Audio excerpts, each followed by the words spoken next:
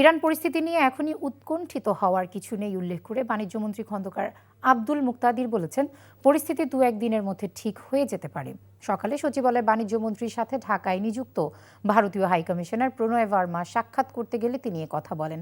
বাণিজ্যমন্ত্রী জানান, ইরান পরিস্থিতি ঠিক না হলে ব্যবস্থা নেওয়া হবে। বাংলাদেশ সতর্ক অবস্থায় আছে বলেও জানান তিনি।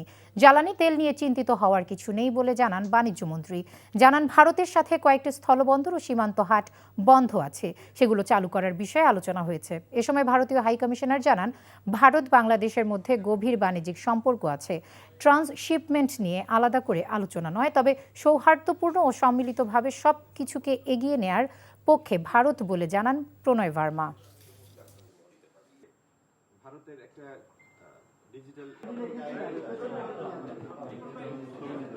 আজকের দিনে এই মুহূর্তে এত আশঙ্কার মধ্যে আমি যাব না, কারণ যদি দেখা যায় যে আগামী 2-1 দিন বা 2-4 দিনের মধ্যে জিনিসটার একটা সমাপ্তি ঘটে, তাহলে তো স্বাভাবিকতায় আবার আমরা ফেরত আসবো।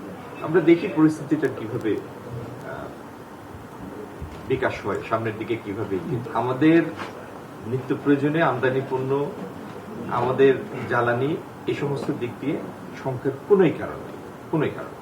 We can do by working together and by making our future cooperation based on our respective national priorities, make them a more forward-looking, future-oriented and driven by technology, innovation, using our achievements that we have, how we can grow our economic relationship, deepen our trade and investments.